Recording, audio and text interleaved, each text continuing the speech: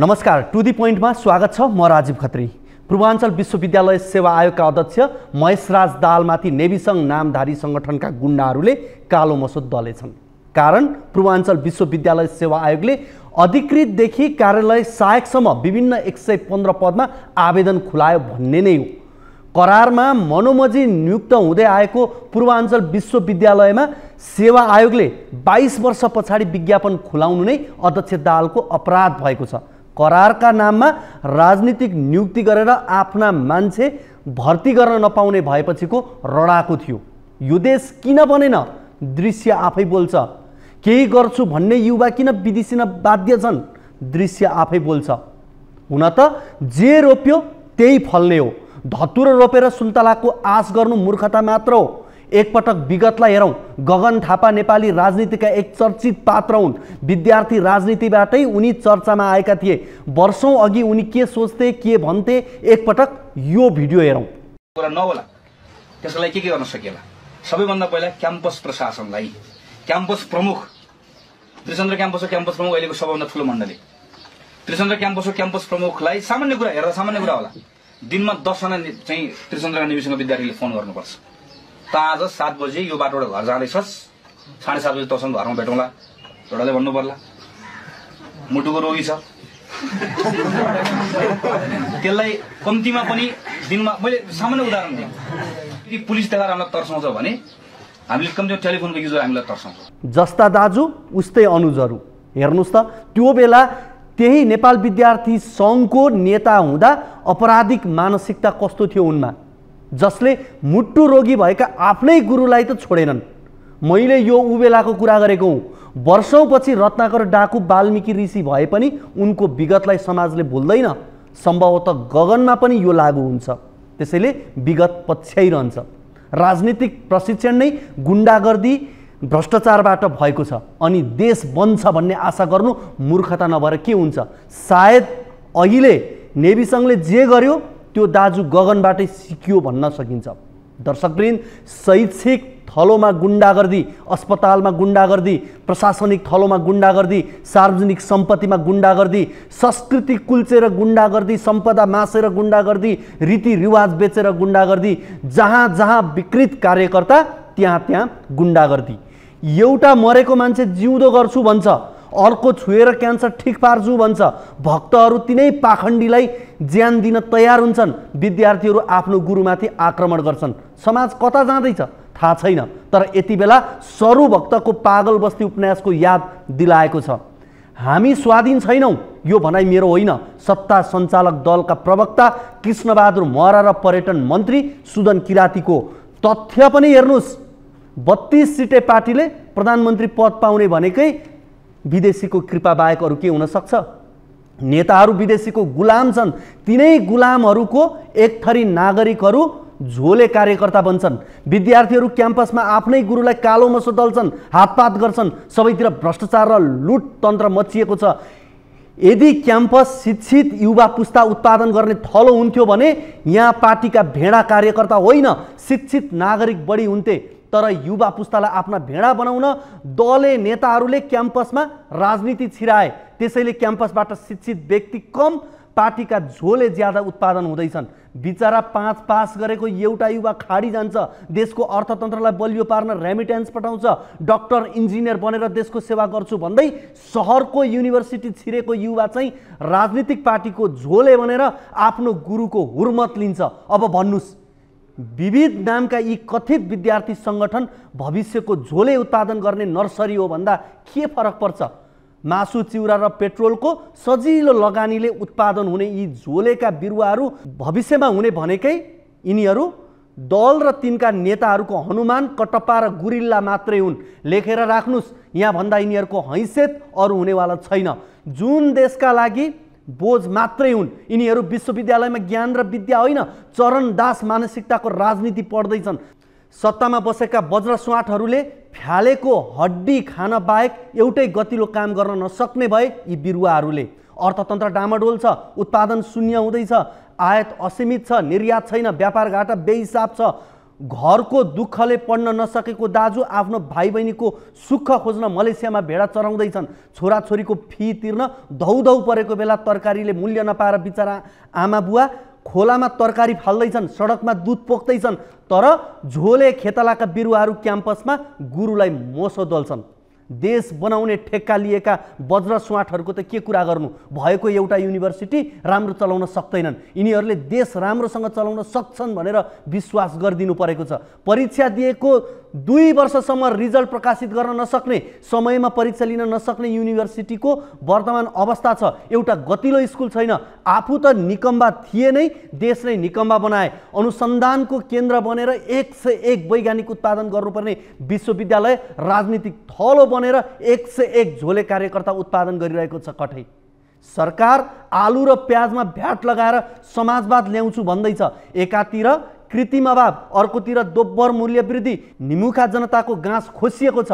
एउटा नेताको चीनमा उपचार चलिरहेको छ, एउटा नेता सिङ्गापुर उपचार गर्न जाँदैछन्, अर्का नेता भारतबाट उपचार गरेर भर्खर फर्किएका छन्। अनि भन्छन् देश र जनताको लागि राजनीति गर्छौँ। शिक्षक डराउने, गुन्डा रमाउने, पीडित शिक्षकलाई साथ नदिने, गुन्डा काँधमा बोक्ने, विश्वविद्यालयमा तालचा लगाउने, चरेस र सुन कारोबार गर्ने विद्यार्थीको बेसमा गुन्डा क्याम्पसमा गुरुलाई कालो मोसो दलेर हेलमेट हानेर गुरुको कुर्सी रुखमा झुन्ड्याएर शैक्षिक क्रान्ति गर्छन् रे। गमलामा मकै रोपेर कृषि क्रान्ति गर्छन् रे। 4 जनाले 51% बजेट आफ्नो क्षेत्रमा राखेर पूर्वाधार क्रान्ति गर्छन् भनेर पत्याइदिनु परेको छ। हर्कले ल्याएको हर्ष, काम थालेको 98औं दिनमा 41 किमी टाढाबाट पानी ल्याएर धरानका 30,000लाई राहत दिए। पानी अर्थात् जीवन, माया यसरी पाउने हो, मत यसरी आउने हो। आफ्नो जन्मदिन बिर्सेर नेता सम्झने र सेल्फी खिचेर टाँस्ने बाहेक केही नयाँ नगर्ने। अनि बन्छ पार्टी, अनि बन्छ देश। खस्किँदै गएको शैक्षिक स्तर, विद्यार्थीहरूमा खस्किँदो नैतिकता र सभ्यता, यी सबै हुनुको मूल कारण राजनीतिकरण नै हो। विद्यालयहरू बन्द हुँदै जानु, जेलहरूको सङ्ख्या बढ्दै जानु देश पतन हुने सङ्केत हो। विद्यालय हाताभित्र प्रधानाध्यापक पिटिने, तालचा तोड्ने, कालो मोसो दल्ने, धम्क्याउने, हप्ता उठाउने, जमिन हडप्ने गुन्डाहरू सङ्घहरू विघटन हुनुपर्छ। गुन्डाहरूको सङ्घ विघटन हुनुपर्छ। गुन्डाराज सकिनुपर्छ। दर्शकबिन, टु दी पोइन्टमा हामी समसामयिक राजनीतिक विषयवस्तुमाथि यस्तै अर्जुन दृष्टि राख्छौँ। आज हामीले विभिन्न राजनीतिक विषयवस्तुहरू सहितको सामग्री लिएर आएका छौँ। सत्तारूढ गठबन्धनमा पछिल्लो समय दरार उत्पन्न हुँदै गएको छ। आगामी आर्थिक वर्षको बजेट सार्वजनिक भएपछि बजेटकै सन्दर्भलाई लिएर सत्ता गठबन्धन दलहरू नै चिडिँदै गएका छन्। आफ्नो अनुकूलतामा काम गर्न नपाएपछि गठबन्धन दलहरू एकअर्काप्रति चिडिँदै गएका हुन्। तर आफू अनुकूल हुँदा जस्तोसुकै प्रवृत्तिको पनि ढाकछोप गर्ने र अनुकूल नहुँदा धारे हात लगाउने प्रवृत्ति भने कायमै रहेको छ। यसैबीच सत्तारूढ दल नेकपा एकीकृत समाजवादीका अध्यक्ष माधव नेपालले यथास्थितिमा बजेट पारित भए सरकार ढाल्ने चेतावनी दिएका छन्। उनको दल बजेट सार्वजनिक भएदेखि नै असन्तुष्ट रहँदै आएको छ। सत्तारूढ नेपाली कांग्रेसका सांसद गगन थापाले पनि करका दर जताभावी फेरिएको र राजस्व बोर्ड नै गठन गर्नुपर्ने माग गरेर अर्थमन्त्रीले ठोकेको करका दर उपयुक्त नभएको बताउँदै आएका छन्। यी केही उदाहरण मात्र हुन्। जुत्ताको तलुवादेखि हिलसम्म 5 तारे होटललाई 2% विलासिता करदेखि आलु प्याजमा भ्याट लगाउने सम्मका कृत्य आगामी बजेटमा आए। यसले सर्वत्र महँगी बढाएको छ। आत्मनिर्भर हुन लागेका जुत्ता उद्योगलाई धराशयी पार्न खोजिएको छ। कोभिड-19 र आर्थिक मन्दीबाट तङ्ग्रिन लागेको पर्यटन व्यवसायलाई ध्वस्त बनाउन खोजिएको छ। रेमिटेन्समा कर लगाएर हुन्डी कारोबारलाई बढुवा दिएको छ। बचतमा ब्याज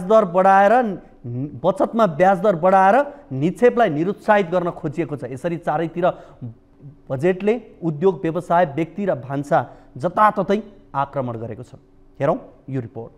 गठबन्धनको सरकार छ, सबै दलहरूको मान्यता, दृष्टिकोण र न्यूनतम साझा कार्यक्रम हुन्छन्, त्यसलाई समेट्नु अर्थमन्त्रीको धर्म थियो। तर अर्थमन्त्री प्रकाश शरण महतले बजेट यसरी ल्याइदिए कि मानौ यो सरकार नेपाली कांग्रेसको सुविधाजनक बहुमत प्राप्त सरकार हो। बिना अध्ययन, गृह कार्य र अनुसन्धान करका दर थोपरिएकाले बजेट आलोच्य बन्न पुगेको हो। सरकारको नेतृत्व गरेको स्वयं माओवादी केन्द्र समेत बजेटप्रति सन्तुष्ट छैन। नेपालमा गठबन्धन संस्कृति दरिलो छैन। कुनै नेतालाई सनक चल्यो भने सरकार ढल्ने र बन्ने क्रम कसरी हुन्छ भन्ने त सबैले देखेकै हो। त्यसमाथि बजेटमा अर्थमन्त्रीले गरेको ज्यादती दलहरू सहेनन् भने यो सरकार ढल्न सक्छ, जसको संकेत एकीकृत समाजवादीका अध्यक्ष नेपालले गरिसकेका छन्। सरकार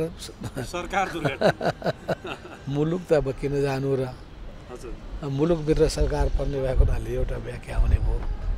तर त्यस्तो नजाओस् भन्ने बारेमा प्रधानमन्त्रीको ध्यान जानुपर्छ, अर्थमन्त्रीको ध्यान जानुपर्छ, चित्त बुझाउनुपर्छ, बेठिक भएको कुरालाई करेक्सन गर्नुपर्छ। वर्तमान सरकारलाई हालसम्म 157 सांसदको समर्थन छ। एकीकृत समाजवादीले समर्थन फिर्ता लियो भने सरकार अल्पमतमा पुग्नलाई 10 सिट बाँकी रहन्छ। एकीकृत समाजवादी जस्तै जनमत पार्टी र लोकतान्त्रिक समाजवादी पार्टी चिडिए भने सरकार अल्पमतमा पर्छ। अर्थात् सरकारलाई समर्थन गरेका, सरकारमा गएका वा सरकारमा नगइकन विश्वासका मत दिएका साना दलहरू अर्थमन्त्रीको बजेटका विरुद्धमा जिहाद छेडे भने यो सरकार नढल्नेमा नगरे हुन्छ शंका। किनभने डाक्टर महतले प्रधानमन्त्री, कांग्रेस सभापति र आफ्नो गृह जिल्लाको निर्वाचन क्षेत्रमा अस्वाभाविक र अनैतिक ढंगले बजेट विनियोजन गराएका छन्। अन्य दलका नेताहरू यसप्रति असन्तुष्ट रहँदै आएका छन्। अर्थतन्त्र संकटापन्न अवस्थामा छ। लक्षित राजस्व उठ्ने कुनै आधार छैन। व्यापार घाटा घट्यो भने राजस्व उठ्दैन, व्यापार घाटा बढ्यो भने विदेशी सञ्चिति कम हुँदै जान्छ। त्यसमाथि 57% चालु खर्च भनिएको छ। पुँजीगत खर्च र ऋणको सावा ब्याज भुक्तानी बरोबर छ। अर्थात् त्यही पुँजीगत खर्च गर्न त्यति नै ऋण लिनुपर्नेछ। तर बाह्य ऋण आउने कुनै ग्यारेन्टी छैन। आए पनि दाताको शर्तमा आउँछन्, खर्च गरिसकेपछि शोध भर्नका लागि। अनि ऋण लिएको पैसाले सञ्चालन हुने आयोजना कसरी अगाडि बढ्ने हो? संसदमा 150 जना सांसदहरूले बजेटबाट प्रश्न तिर्स्याए। विपक्षीले बजेट कहिले राम्रो भन्दैनन्, त्यो स्वाभाविक हो। यहाँ त सत्तारूढ दलका नेता र सांसदहरू नै असन्तुष्ट छन् र सरकार ढाल्नेसम्मको चेतावनी दिइरहेका छन्। आफै मात्र खाउँ, आफै मात्र भुँडी भरौँ भन्ने मानसिकताले बजेट बनाउँदा असन्तुष्टि, अव्यवहारिक, गरिब नागरिकका थाप्लोमा करै कर मात्र थोपरिन पुगे। सत्ता जोगाउने हो भने बजेटमा व्यापक सुधार आवश्यक छ। बजेट यथार्थपरक हुनु पर्यो, किनभने काल बेला अघि पछिको जस्तो सामान्य छैन। आर्थिक मन्दी छ देशभित्र र बाहिर, कर्जा प्रवाह ठप्प छ, आर्थिक गतिविधि सुस्त छन्। त्यसैले वास्तविकतामा आधारित सांसदहरूले उठाएका आवाज समेटेर बजेट पुनर्लेखन गर्न जरुरी देखिएको छ। नत्र यो सरकार गिराएको जस डाक्टर महतले लिनुपर्ने छ र उनी बजेट पारित नभएर सरकार ढलेको पहिलो अर्थमन्त्रीको रूपमा दर्ज हुन बेर छैन। दर्शकवृन्द, बजेट भाषणपछि अहिले बजारमा प्याज पाइँदैन। पाइए पनि बजेट भन्दा अघिको दोब्बर मूल्य तिर्नुपर्छ। गोदाममा प्याजको मौजा थुपारेका व्यापारीहरू रातारात मालामाल भएका छन्।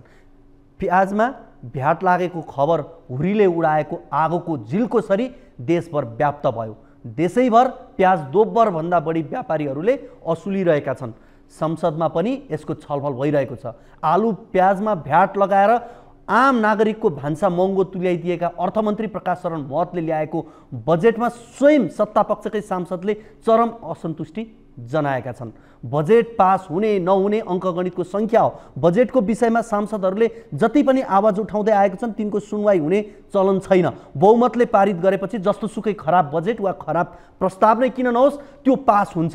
छलफलका क्रममा सांसदहरूको विवेक उपयोग हुँदैन भने छलफल चलाएर समय र भत्ता मात्र किन बर्बाद पार्नु? सांसदहरूले यो भएन र ऊ भएन भन्ने अनि अर्थमन्त्री कुनै हालतमा परिवर्तन हुँदैन भनेर अड्डी कस्ने मात्रै होइन, भाषणै गरेर चुनौती दिन्छन्। अनि केका लागि छलफल गरेको?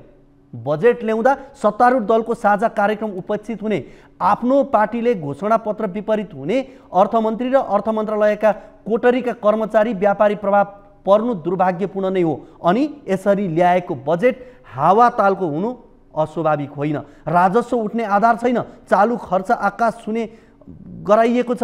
विकास निर्माणमा स्रोत सुनिश्चितता छैन अनि सांसद नेता मन्त्री कर्मचारीलाई तलब खुवाउन पनि राजस्व नपुग्ने भएकै कारण आलु प्याजमा भ्याट लगाइयो। भ्याट लागू भएको 28 वर्षको अवधिमा जनताको न्यूनतम र आधारभूत कुरामा करको छुरा चलाइएको थिएन। हिजो नपढेका अर्थमन्त्री जनार्दन शर्माले मध्यरातमा अर्थ मन्त्रालयमा व्यापारीलाई हुलेर उनीहरूले चिनो लगाएको ठाउँमा करको दर परिवर्तन गर्दा लक्ष्य अनुसार राजस्व उठेन। यसपालि महतले पनि सेवानिवृत्त भइसकेका सुब्बालाई करका दर परिवर्तन गर्न लगाए। व्यापारीसँग कुरो मिलाउन खप्पिस ती सुब्बाले बजेट र व्यापारीले चाहेको करको दरमा समन्वय गरेको संसदमै प्रश्न उठेको छ। करका दर तलमाथि गर्दा त्यसको औचित्य स्थापित हुनुपर्छ। मनमा जे लाग्यो, जुन व्यापारीलाई रिजाउन मन लाग्यो उसैले भने जस्तो गरी परिवर्तन गर्न पाइँदैन। तलब भत्ता खुवाउनु पैसो पुगेन भनेर जनतालाई मार्न पाइँदैन। तोकिएको चालु खर्चभन्दा बढी खर्च हुने, पुँजीगत खर्चै नहुने, जति पुँजीगत खर्च गर्ने भनिएको छ त्यति नै सावा र ब्याज तिर्नुपर्ने अनि सार्वजनिक ऋण बोकाइरहने। श्रीलङ्का यसै गरी ऋणको पासोमा फसेको देख्दा देख्दै अनुत्पादनमूलक क्षेत्रमा बजेट विनियोजन गरेर अर्थमन्त्री डाक्टर महतले आफ्नो अयोग्यताको पराकाष्ठ प्रदर्शन गरेका छन्। जतिसुकै पढे पनि नियत खराब भएपछि त्यो पढाइ काम लाग्दो रहेनछ भन्ने त डाक्टर युवराज खतिवडा र डाक्टर प्रकाश शरण महतले देखाए। बरु डाक्टर रामशरण महतले 6 पटक ल्याएको बजेटमा कहिले विवाद भएन। 52 वर्षको इतिहासमा लक्षित राजस्व नउठेको पनि यसै पाला हो। अब कुराकानी गरौँ प्रचण्डको धर्मपथको सन्दर्भ। माओवादी सशस्त्र विद्रोह उत्कर्षमा थियो। परम्परागत मान्यता भत्काउँदै थिए माओवादीहरू। सामाजिक मान्यता भत्काउने क्रममा उनीहरूले धार्मिक आडम्बर र कर्मकाण्डी मान्यतामाथि प्रहार गरे। मार्क्सको धर्मलाई अफिम भन्ने संज्ञाको अपव्याख्याका आधारमा त्यसबेला धर्ममाथिको प्रहार कम्युनिस्ट हुनुको लाछाप ठानियो।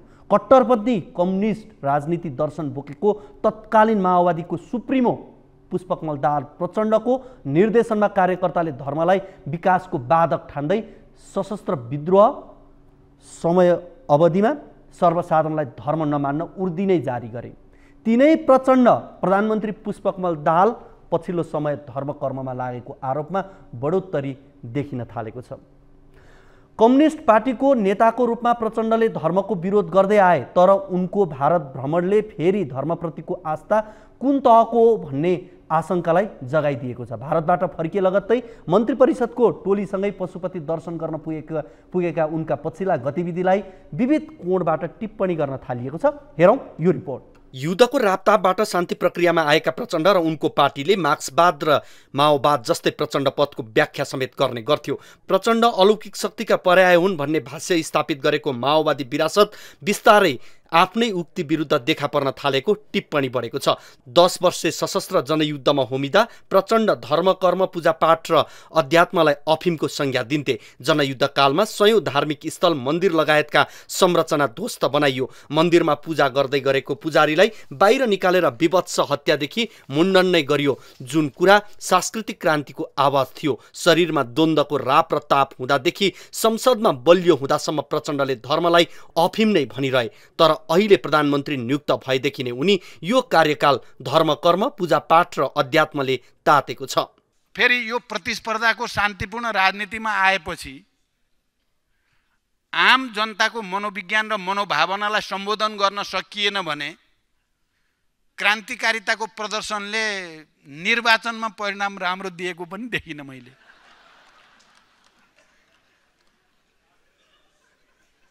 लाउने जतिले जितेका छन् नलगाएकाले हारेका छन् भनेपछि त देखिने गरी मन्दिर प्रवेश नगरेका प्रचण्डलाई पछिल्लो भारत भ्रमणले औपचारिक पाठ पूजा सहित मन्दिर प्रवेश गरायो। सामान्य पूजापाठका लागि मात्र होइन, 108 किलो रुद्राक्ष र 51,000 रुपियाँ भेटी चढाउने गरी प्रचण्ड मन्दिर प्रवेश गरेर पूजा समेत गरे। भ्रमणबाट फिर्ता हुने क्रममा विमानस्थलमा पत्रकारलाई यसको जवाब दिँदै प्रचण्डले परिवेश र अवस्था अनुसार मन्दिर प्रवेश गरेको जवाब दिए। अब त्यहाँ गइसकेपछि हुन त मलाई चाहिँ क्या मसँग हुने सेक्युरिटीले सकेसम्म चाहिँ यो गेरु वस्त्र नलाउन पाए हुन्थ्यो भनेर निकै बल गर्नुभयो। तर त्यहाँ त्यो महाकालेश्वरको के रहेछ भने मुख्य अतिथिले चाहिँ त्यो लाउनै पर्ने प्रोटोकल रहेछ क्या, त्यो प्रोटोकल मिच्न पर्ने। प्रचण्डको यो अवतारको बस सेलाउन नपाउँदै शनिबार प्रचण्ड पशुपतिनाथको दर्शन गर्न पुगे। धर्मलाई पाखण्ड भन्दै वकालत गर्दै आएका प्रधानमन्त्रीलाई पूजापाठ र अध्यात्मप्रति विश्वास बढेको देख्दा प्रचण्डसँगै 10 वर्षे सशस्त्र जनयुद्धको नेतृत्व गरेका पूर्व प्रधानमन्त्री डाक्टर बाबुराम भट्टराई यसबाट सबैभन्दा बढी अचम्मित र सशङ्कित छन्। उनले लेखेका छन्, एक्लै कोही कुनै धार्मिक स्थल जाँदा प्रश्न उठाउन मिल्दैन थियो, उसको निजी आस्थाको कुरा हो। तर जब पुरै मन्त्रीमण्डल एकैसाथ जान्छ तब त्यो राजनीतिक हुन्छ र प्रश्न उठ्छ। प्रचण्डको भारत भ्रमण र मन्दिर प्रवेशलाई हिन्दूवादी सेन्टिमेन्ट लिन खोजेको देखि भारतीय सत्तारूढ दल र प्रधानमन्त्री नरेन्द्र मोदी प्रति लचक रहेको देखाउन गरिएको कामको रूपमा अर्थ्याउन थालिएको छ। तर प्रचण्ड आफै भने यो कुरा अस्वीकार गर्दै आएका छन्। उसो त संविधानले धर्मनिरपेक्षता सुरक्षित गरेको राष्ट्रमा प्रधानमन्त्रीले हरेक धर्म र आस्थाको सम्मान गर्नु सकारात्मक पक्ष हो। तर जीवनभर धर्मको विरुद्धमा बोलेका प्रचण्डलाई जीवनको उत्तरार्धमा धर्मको शरणमा जानुपर्ने कारण के आइलाग्यो, यो आफैमा शङ्कास्पद विषय छ। दर्शकवृन्द, धार्मिक संकीर्णताले नेपाली समाजको गति र विकास रोकिएको टिप्पणी गर्ने माओवादी संसदीय राजनीतिमा आइसकेपछि प्रचण्डले प्रचण्ड पथ मात्रै त्यागेनन्, कम्युनिस्टको सामान्य मार्गदर्शन समेत भुले। सन्त भनिने कृष्णजी महाराजले दिएको सल्लाह अनुसार ग्रह सपार्न प्रचण्डले पहिलोपटक प्रधानमन्त्री हुँदा सरलाई पुगेर भैँसी पूजा गरे। शान्ति प्रक्रियामा आइसकेपछि विचारधारात्मक दृष्टिकोणमा पनि शान्ति छायो। प्रचण्ड द्वन्द्वात्मक भौतिकवाद भन्दा उल्टो दिशामा हिँड्न पुगे। उनी धार्मिक कार्यक्रममा हिँड्न थाले। भौतिकवाद र आध्यात्मवादको फ्युजन गर्छु भन्दै हिँडे। प्रचण्डले विभिन्न धार्मिक कार्यक्रम उद्घाटनमा समय खर्चिए। उनले कहिले बाबा रामदेवको आशीर्वाद थापे त कहिले पूजापाठमा लागे। उनी कम्युनिस्टको मूल मन्त्र भौतिकवादी दर्शन भुलेर कर्मकाण्डमा लागे। उनले विभिन्न मन्दिरमा पूजा गरेको तस्बिर बाहिरियो, तसर्थ कम्युनिस्टकै भाषामा भन्ने हो भने अन्धविश्वासका भक्त भएर प्रचण्ड स्वयं विकासका बाधक बने। आइएससी पढ्दा घाँस बाँसका लागि धौधौ हुने गरेका प्रचण्ड स्वयंले प्रसङ्गवश बताउने गरेका छन्। तर शान्ति प्रक्रियामा आएसँगै प्रचण्डको जीवनशैलीमा एकाएक परिवर्तन आयो। दोस्रो पटक प्रधानमन्त्री हुँदा प्रचण्डले 3 तोला सुन र 1 कट्ठा जमिन सम्पत्ति रहेको देखाएका थिए। प्रचण्डबारे सशस्त्र विद्रोहका नायकहरू पुस्तकमा लेखिएको छ। सेतो सर्ट र कालो प्यान्ट उनलाई प्राय मनपर्ने कपडा हुन्। सुरुमा दुध र घिउ खान मन पराउँथे। प्रचण्डलाई अहिले मम खुब मिठो लाग्न थालेको छ अरे। केही समय अलिअलि जाँड रक्सी पनि पिउन सिकेका प्रचण्डलाई त्यो बानी भने खासै पछि परेन। कम्युनिस्ट नेता पुष्पलाल भन्थे 5 पले नेपाली समाज पछि परेको छ। उनले भनेको 5 प थिए: पुरपुरो, परम्परा, परमेश्वर, पुनर्जन्म र परलोक। नेपाली समाजबाट यी 5वटै प हटाउँदै समाजलाई अग्रगामी छलाङ दिलाउँछु भनेर लागेका प्रचण्ड अन्ततः यी 5वटै प को शरणमा परे। पुष्पलालले भनेका यी 5 पमा प्रचण्डले भरतपुर महानगरको निर्वाचनमा परिवारवादको अर्को प पनि थपे। दर्शकवृन्द, अब यसपछि लागौँ प्रचण्ड विरुद्धका मुद्दाको सन्दर्भमा। प्रधानमन्त्री पुष्पकमल दाहाल प्रचण्ड सहित डाक्टर बाबुराम भट्टराई लगायत नेताहरू विरुद्ध तत्कालीन जनयुद्धमा बाल सैनिकको प्रयोग गरेको भन्दै सर्वोच्च अदालतमा मुद्दा दायर भएको छ। प्रचण्ड विरुद्ध मुद्दा दर्ता भएपछि यसको पक्ष विपक्षमा बहस सुरु भएका छन्। बाल सैनिक प्रयोग गरेको विषय र प्रचण्डमाथिको आरोप शान्ति प्रक्रियालाई भाड्न प्रयोग गरिएको अस्त्र नै हो त? हेरौँ यो रिपोर्ट। बालबालिकालाई श्रममा समेत लगाउन नपाइने राष्ट्रिय अन्तर्राष्ट्रिय कानुनले स्थापित गरेका मान्यता विरुद्ध माओवादीले थालेको 10 वर्षे जनयुद्धमा बालबालिकालाई युद्धमा समावेश गराएको विषय फेरि चर्चाको शिखरमा पुगेको छ। युद्ध कमान्डर प्रचण्ड यति बेला मुलुकको कार्यकारी पदमा छन्। विस्तृत शान्ति सम्झौता हुँदै संसदीय राजनीतिमा सक्रिय प्रचण्डले जनयुद्धमा मारिएका व्यक्ति विरुद्धका मुद्दादेखि बाल सैनिक प्रयोग गरेको आरोपका मुद्दाहरू खेप्न थालेका छन्। बालबालिकालाई श्रममै लगाउनु पनि अपराध हुने कानुनी मान्यताको अघि युद्धमा सरिक गराउनु कुन हदको अपराध हुन जान्छ, यो फरक विषय हो। तर शान्ति सम्झौताको झण्डै 2 दशकपछि सर्वोच्चमा मुद्दा दायर हुनुले भने प्रश्न उब्जाएको छ। बाल सैनिक बनाएर दुरुपयोग गरेको भन्दै विभिन्न मुलुकमा पुगेर यो विषयलाई अन्तर्राष्ट्रियकरण गराउने उद्घोष गरेका लेलिन बिष्टमाथि माओवादी नेताहरूले गम्भीर आरोप लगाउन थालेका छन्। विभिन्न शक्ति समूहको प्रभावमा परेर उनले डलरको खेती गर्न थालेको भन्दै माओवादी नेताहरूले उनलाई माओवादीले थालेको युद्धको क्रममा कुन लडाईँमा सरिक भएको भन्दै प्रश्न गर्न थालेका छन्। लेलिन बिष्टले आफू माओवादी युद्धमा सरिक भएको र बाल सैनिकको रूपमा प्रयोग भएको दावी गर्दै न्यायको माग गरिरहेका छन्। तर माओवादी केन्द्रका सचिव तथा सांसद देवेन्द्र पौडेलले जनयुद्धमा सामेल नभएका व्यक्तिहरूले प्रधानमन्त्री प्रचण्डलाई मुद्दा हालेको आरोप लगाएका छन्। माओवादी विरुद्ध मुद्दा हालेर शान्ति प्रक्रियालाई भाड्न खोजेको आरोप लगाएका पौडेलले शान्ति प्रक्रियाका बाँकी कार्यभार पूरा गर्नु सबैको दायित्व भएको तर्क गर्छन्। एक थरी तत्त्वहरूले यो बाटो बहानामा निरन्तर विभिन्न पक्षहरूलाई चाहिँ प्रोभोक गर्ने, उचाल्ने र सत्य निरूपण तथा मेलमिलाप आयोग र बेपत्ता छानबिन आयोगसित सम्बन्धित कानुन बनाएर कानुनद्वारा हल गरेतिर भन्दा पनि शान्ति प्रक्रिया भाड्नेतिर अगाडि बढिरहेका छन्।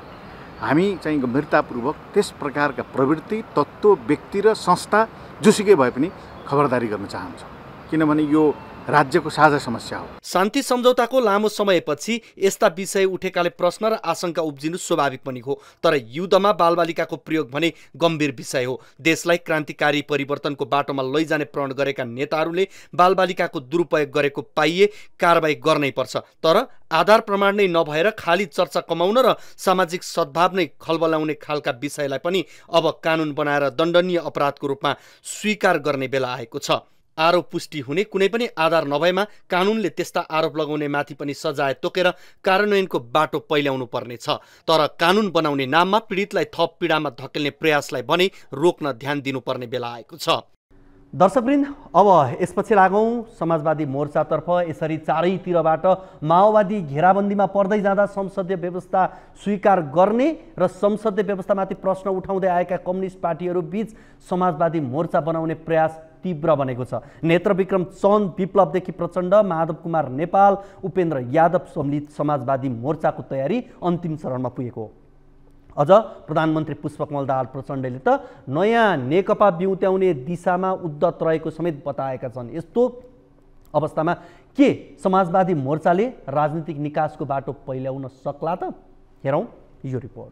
नेकपा माओवादी केन्द्रका अध्यक्ष समेत रहेका प्रधानमन्त्री पुष्पकमल दाहाल प्रचण्ड गएको चुनावबाट भएको शक्ति क्षयीकरण र निर्वाचन जित्न विभिन्न जिल्ला चार्नुपर्ने अवस्थाबाट त्रसित बनेका छन्। अभावमा भएको एमालेसँगको एकता टिक्न नसकेपछि शक्ति सङ्कट बेहोर्दै आएका प्रचण्डले माओवादी केन्द्रलाई यो वा त्यो ठाउँमा पुर्याएरै भए पनि निर्णायक शक्तिको रूपमा स्थापित गराइरहेका छन्। तर पछिल्लो समय नयाँ दलहरूको आकस्मिक उदय, स्वतन्त्र उम्मेद्वारहरूको बिगबिगी र कङ्ग्रेस एमालेको राजनीतिक शक्तिका कारण पनि प्रचण्डले राजनीतिक मुभ खोजिरहेका छन्। शान्ति प्रक्रियापछि ठूलो शक्ति आर्जन गरेका प्रचण्ड विभाजन, विवाद, टुटफुट र युद्धका विभिन्न पक्षलाई व्यवस्थापन गर्न नसक्दा समस्या निम्तिएको र माओवादी सानो शक्तिमा खुम्चिएकोमा पनि जानकार नै देखिन्छन्। यसकारण पनि प्रचण्डले पछिल्लो समय पार्टी एकता हुन नसक्ने अवस्थामा मोर्चा बनाएरै भए पनि अघि बढ्ने तयारीमा जुटेका छन्। यही कामलाई निरन्तरता दिन प्रचण्डले समाजवादी मोर्चा केही दिनमै घोषणा हुने बताएका छन्। नयाँ नेकपा बनाउने प्रयास थालिएको दावी गरेका प्रचण्डले माधव नेपाल, नेत्रविक्रम चन्द विप्लव र उपेन्द्र यादवलाई तत्काल समेट्न खोजेका छन्। संसदमा एक्लो महसुस हुने गरेको बताउने प्रचण्ड सत्ताको घिसिपिटीमा देखिन्छन्। तर भ्रष्टाचार नियन्त्रण लगायत काममा अडिग रहने सङ्कल्प भने सहज देखिन्न। यसलाई मलजल गर्न पनि प्रचण्ड समाजवादी मोर्चाको तयारीमा देखिन्छन्। अझ रोचक विषय त के छ भने संसदीय व्यवस्था नै मान्दैनौ भनिरहेका विप्लव पनि यो मोर्चामा सहभागी हुन सहमत देखिएका छन्। एकीकृत जनक्रान्तिको कार्यदिशासहित भूमिगत जीवन नै बिताएका विप्लव संसदीय व्यवस्था मान्न राजी किन भए भन्ने प्रश्न उब्जिएको छ। यस्तै माधव नेपाल र उपेन्द्र यादव पनि संसदीय सङ्कटमा छन्। माधव नेपालले त पार्टीलाई राष्ट्रिय पार्टी नै बनाउन सकेनन्। उनले पुरानो नेकपा बिउत्याउने प्रस्ताव नै राखेका छन्। यसरी हेर्दा समस्यामा फँसेका र राजनीतिक सङ्कटमा रहेकाहरूको मोर्चा दीर्घकालीन होला भन्ने प्रश्न भने उब्जिएको छ। सत्ता सहकार्यपछि एमालेसँग पार्टी एकताको प्रस्ताव राखेका प्रचण्डलाई एमाले अध्यक्ष केपी ओलीले खासै चासो नदिएपछि उनले गठबन्धन नै फेरिदिएका छन्। प्रचण्ड राजनीतिक रूपमा रणनीतिक मुभ चालिरहेका छन्। समाजवादी मोर्चा पनि यसैको एक पाटो बढ्ने सङ्केत देखा परेको छ। समाजवादी मोर्चा पार्टी एकताको तहसम्म नपुगे पनि यो प्लेटफर्म राजनीतिक गतिविधिका लागि उपयुक्त हुने उनको विश्वास छ। यसरी नै अन्य दलका नेताहरू पनि आशावादी त देखिएका छन् नै, तर प्रचण्डले कस्तो रणनीति अख्तियार गर्छन् भन्ने विषय मोर्चाका लागि प्रमुख बन्नेछ। अझ संसदीय व्यवस्था र अहिलेको व्यवस्था नै दलाल रहेको खरो टिप्पणी गर्ने विप्लवलाई उनले कसरी मिलाउलान् वा संसदीय चुनावमा सहभागी गराउन सक्लान्, त्यो थप रोचक र मोर्चाको प्रमुख चुनौती बन्नेछ। राजनीतिक डरको प्रयोग कुनै नौलो प्रचलन होइन, अचेलको चलन चल्तीको राजनीति, जसलाई आधुनिक राजनीति पनि भन्ने गरिन्छ। वास्तवमा सैद्धान्तिक राजनीतिक चिन्तन पुरातन वा परम्परागत लोकतान्त्रिक मान्यता र भविष्यको चिन्ताभन्दा विद्यमान परिस्थितिको अनुकूल उपयोगितावाद प्रभावित हुने गरेको छ। त्यसैले राजनीतिज्ञहरू चाहे ती खारिएका किन नहुन् वा भर्खरै सिकारु आफ्नो निज स्वार्थ सिद्ध गर्नकै लागि विभिन्न उपाय अपनाउने गर्छन्। त्यसमध्ये सर्वसाधारणलाई प्रलोभन दिने, आश्वासन बाँड्ने, आशा देखाउने सितै धम्क्याउने, तर्साउने वा भयाक्रान्त गर्ने जस्ता उपाय अवसर पाउन साथ अपनाउने गरेका छन्। यो त नेताले जनतालाई देखाउने डर भयो। नेताले नेतालाई, पार्टीले पार्टीलाई देखाउने डर पनि यति बेला नेपाली राजनीतिमा असाध्यै मौलाएको छ। हेरौँ यो रिपोर्ट। 1.5 वर्ष अघिको स्थानीय तहको निर्वाचनबाट काठमाडौँ महानगर, धरान तथा धनगढी उपमहानगरपालिका लगायतका ठूला सहरहरूमा स्वतन्त्र उम्मेद्वारहरूले ठूला राजनीतिक दलहरूलाई पछाडि दिए। कांग्रेस र कम्युनिस्ट विचारधाराका पार्टी समेत एउटै जुवामा नारिँदै बनेको गठबन्धन पनि निकम्मा बन्यो। 20औं वर्षसम्म पनि मुलुकको समृद्धि छाडेर आफ्नो दुनो सोझ्याउन आएका दलहरूप्रति नागरिकको भरोसा टुटेको स्थानीय तहको निर्वाचनले छनक दियो। मिडियामा चर्चित बनेका रवि लामिछानेले स्थानीय तहको निर्वाचनकै रागतापमा स्वतन्त्र नामकै पार्टी बनाए भने केही स्थानीय तहका निर्वाचित स्वतन्त्र उम्मेद्वारले पाएको चुनाव चिन्हमा हानाथाप गर्दै पार्टी दर्ता गराए। सङ्घ र प्रदेशको निर्वाचनमा दलका उम्मेद्वार भन्दा स्वतन्त्र उम्मेद्वार बढी देखिए। लामिछाने नेतृत्वको राष्ट्रिय स्वतन्त्र पार्टीले सङ्घको निर्वाचनमा अप्रत्याशित नतिजा हासिल गर्यो। उपनिर्वाचनको नतिजापछि रवि लामिछानेले आफूलाई भावी प्रधानमन्त्रीको सो घोषणा नै गरेका थिए। गृहमन्त्री समेत भइसकेका पार्टी सभापति लामिछानेको सांसद पद नै खारेज भई उपनिर्वाचन हुँदा समेत उनीप्रति नै आकर्षक देखिएपछि पुराना दलहरू सच्चिनुपर्ने निष्कर्षमा छन्।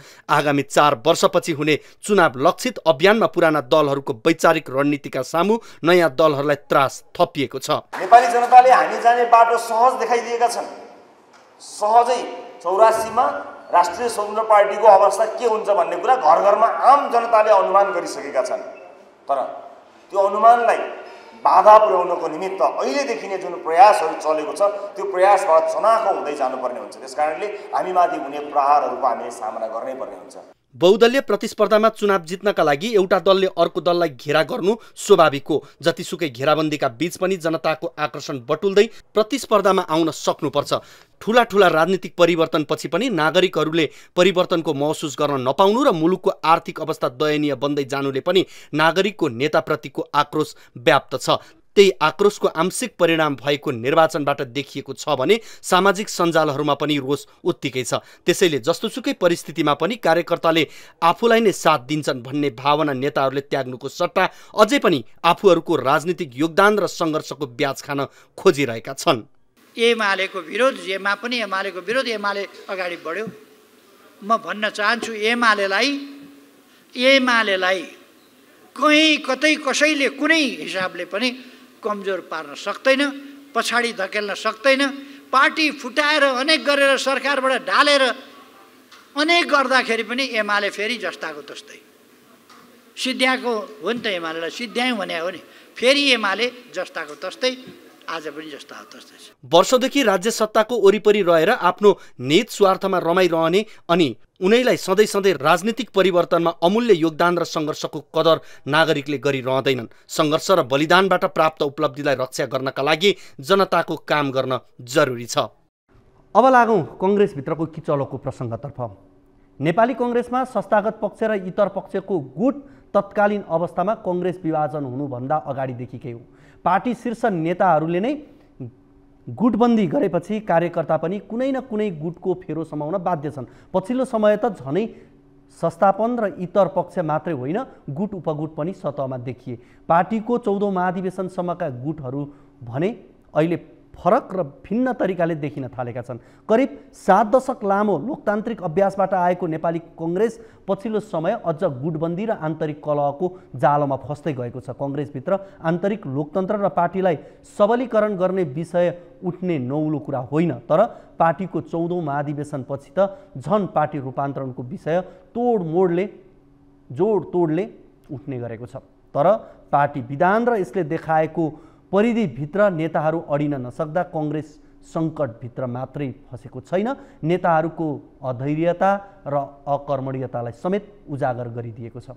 हेरौँ यो रिपोर्ट। पछिल्लो समय कङ्ग्रेस महामन्त्री गगन थापा सार्वजनिक मञ्चमै सभापति शेरबहादुर देउवा विरुद्ध खनिन थालेका छन्। सभापति देउवाको कार्यशैली र आचरणकै कारण कङ्ग्रेस इतिहासकै सबैभन्दा कमजोर धरातलमा उभिएको महामन्त्री थापाको आरोप छ। सडक होस् या सदन, थापाले कङ्ग्रेस रूपान्तरणका लागि देउवा प्रवृत्तिलाई अपदस्थ गर्नुपर्ने र त्यसका लागि विद्रोहको अपिल गर्ने गरेकै छन्। हरेक सार्वजनिक अभिव्यक्तिमा थापाले कङ्ग्रेस कसैको बा वा भगवानको पार्टी नभएकाले कङ्ग्रेसमा देखिएको यथास्थिति, गुटबन्दी, परम्परावादी, व्यक्तिवादी र सत्तावादी चरित्र चिर्ने संकल्पसहित आफू अगाडि बढिरहेको जिकिर गर्छन्। साथै उनले सभापति देउवाले नेतृत्व हस्तान्तरण गरेर पार्टी सुधारका लागि भूमिका खेल्नुपर्ने तर्क पनि गर्ने गरेका छन्। योभन्दा अगाडिको यात्रा अब नेपाली कङ्ग्रेसको नेतृत्व मैले गरिराख्नुपर्छ र मैले गरिनँ भनेदेखि पनि पार्टी सम्हालिन्न भन्ने सोचाइबाट बाहिर निस्कनुपर्छ। सभापतिजीले पार्टीको नेतृत्व हस्तान्तरण गर्ने कुरा र नेपाली कङ्ग्रेसको तर्फबाट प्रधानमन्त्री हुने कुरालाई मार्ग प्रशस्त गरिदिनु भयो भने त्यो उहाँको हितमा पनि छ, पार्टीको हितमा पनि छ। र यो बिचको समयमा यो कुरा होस् भन्ने म चाहन्छु। झट्ट सुन्दा महामन्त्री थापाका अभिव्यक्ति निकै सान्दर्भिक र लोकप्रिय लाग्न सक्छन्, तर पार्टीभित्रकै बौद्धिक वर्गले भने उनको यो शैलीलाई स्वीकार गर्न सकेको छैन। कङ्ग्रेसभित्र रूपान्तरण र परिवर्तनको बहस नौलो भने होइन। विगत लामो समयदेखि नै नेतृत्वको कार्यशैलीप्रति प्रश्न उठाउँदै संस्थागत इतर पक्षले विरोध गर्ने गरेको छ। कङ्ग्रेस महामन्त्री द्वयले यसअघि नै नेतृत्वप्रति खबरदारी गर्दै आएका थिए, तर पछिल्ला दिनहरूमा जसरी पार्टी महामन्त्री पार्टीकै कार्यक्रममा नेतृत्वप्रति खनिने गरेका छन्, यसले पार्टीको आन्तरिक लोकतन्त्र संकटमा पर्ने र जनताकै नजरमा कङ्ग्रेस अझै तल पुग्ने धेरैको ठम्ब्याइ छ। लोकतान्त्रिक पद्धतिमा विश्वास गर्ने पार्टीको महामन्त्रीले आक्रोश र कुण्ठा भन्दा पनि विधान बमोजिम नै सभापतिलाई अपदस्थ गराउन पहल कदमी लिन सक्नुपर्ने तर्क आउन थालेका छन्। यता सभापति देउवा स्वयंले सभापतिको रूपमा आफ्नो यो अन्तिम कार्यकाल भएको र अब पार्टीलाई युवाहरूले नै जिम्मा लिनुपर्ने बताउँदै आएका छन्। सानो पार्टी भएको ठुलो पार्टी भएको छैन, अब यसलाई अगाडि बढाउनु छ, अझै यसलाई बलियो बनाउनु छ। अब तपाईँहरू हुनेवाला हो, म त के छ र यहाँ गराउँछ, काम गर्नुहोस्, गाली गरेर केही हुँदैन थिएन। काङ्ग्रेसको आन्तरिक जीवन नै धर्ममा पारेर गरिने विद्रोहले कार्यकर्ता तहमा भने नैराश्यता पैदा गरिरहेको छ। महामन्त्री पनि पार्टीको जिम्मेवार व्यक्ति हो। सार्वजनिक मञ्चबाट गरिने स्टन भन्दा पार्टी बैठकमा नै गरिने नोकझोकले कङ्ग्रेसलाई थप बलियो बनाउने तर्क कङ्ग्रेसभित्र बलियो बन्दै गएको छ। पार्टीको विधान पद्धति र आन्तरिक लोकतन्त्रको वकालत सार्वजनिक मञ्चमा भन्दा पार्टी बैठकमै राखेर राफसाफ गर्न नसके जनस्तरमा समेत कङ्ग्रेसप्रति वितृष्णा बढ्ने भन्दै थापाको शैली सच्ची नै पर्ने कतिपयले तर्क गर्न थालेका छन्। दर्शकवृन्द, नेपाली कङ्ग्रेसमा लामो समय कोइराला समयको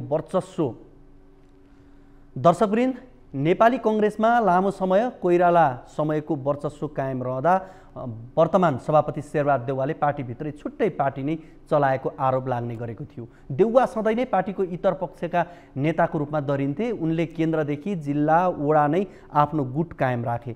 पार्टीमा कोइराला पक्षले आफ्नो अस्तित्व नस्वीकारेपछि देउवाले कङ्ग्रेस पार्टी नै फुटाएर कङ्ग्रेस प्रजातान्त्रिक बनाए, त्यसको नेतृत्व सम्हाले। तर देउवाको दुकान राम्रो नचलेपछि उनी पुरानै कङ्ग्रेसमा फर्किएका थिए। पुनः कङ्ग्रेसमा फर्किएपछि देउवाले पार्टीमा आफ्नो वर्चस्व अहिलेसम्म पनि कायमै राखेका छन्। देउवा पार्टी नेतृत्वमा आएपछि रामचन्द्र पौडेल इतर पक्षका थिए, तर पार्टीको 14औं महाधिवेशनपछि इतर पक्षको नेतृत्व शेखर कोइरालाले लिए। कङ्ग्रेसका प्रभावशाली युवा नेताहरू पनि कोइरालाकै साथमा थिए। अहिले कङ्ग्रेसमा परिस्थिति बदलिएको छ। दोस्रो पटक स्थानीय तहको निर्वाचन तथा सङ्घ र प्रदेशको निर्वाचन हुँदै 3 क्षेत्रको उपनिर्वाचनको परिणामपछि पार्टी नयाँ ढङ्गले अगाडि बढाउनु पर्ने भन्दै युवा पङ्क्तिले बहस चलाएको छ। पछिल्लो निर्वाचनको परिदृश्य तथा पार्टीभित्रै युवा पङ्क्तिको बहसपछि इतर पक्षका नेता कोइराला देउवासँग नजिकिँदै गएका छन्। संस्थापन पक्षको सधैँ विरोध गरिरहने कोइरालाले शनिबार कङ्ग्रेस भक्तपुरको जिल्ला सम्मेलनमा बोल्दै पार्टीभित्र गुट उपगुट हुन नहुने स्पष्ट पारेका थिए। कोइरालाले संस्थापन इतर पक्षको नेतृत्व गर्ने बताए पनि उनी पक्षमै नेता कार्यकर्ताले उनलाई पत्याउन छाडेका छन्। युवा नेताहरूले पुराना नेताहरूको विकल्प खोज्दै पार्टीभित्रैबाट देशव्यापी अभियान चलाइरहेका छन् भने पार्टी पदाधिकारीमा रहेका 2 महामन्त्रीले समेत पाका नेताहरूको आलोचना गर्दै आएका छन्। देशव्यापी रूपमा बुढा नेताहरूको पुरातन सोचकै कारण आम कार्यकर्तामा फ्रस्ट्रेसन बढेको भन्दै युवा नेताहरूको आक्रोश सभापति देउवालाई नै झनै चित्त बुझेको छैन। नेपाली कङ्ग्रेसका महामन्त्री गगन थापाले पछिल्लो समय कङ्ग्रेस नेतृत्वको तीखो आलोचना गर्दै आएका छन् भने तेस्रो पुस्ताका युवा नेताहरूले देशव्यापी रूपमा कङ्ग्रेस रूपान्तरण अभियान चलाएका छन्। पार्टीका आम युवा पङ्क्ति नयाँ पार्टीमा आकर्षित हुन थालेपछि युवा नेता कार्यकर्ताहरू पार्टी रूपान्तरण गरी नयाँ ढङ्गले अगाडि बढाउनु पर्ने पक्षमा छन्। तर युवा नेताहरू हावी हुने डरमा वृद्ध भत्ता खाने उमेरका सिङ्गो कङ्ग्रेस नेताहरूलाई छ। त्यसैले उनीहरूले आफ्नो गुटहरू भत्कारे भए पनि युवा नेतालाई अगाडि बढाउन खोजेको देखिन्छ। दर्शकवृन्द, हामीले यो कार्यक्रम हप्ताको 2 पटक बुधबार र शनिबार लिएर आउने गरेका छौँ। आजको टु दी पोइन्टको निर्धारित समय सकिएको छ। बिदा दिनुहोस्। हवस् त, नमस्ते।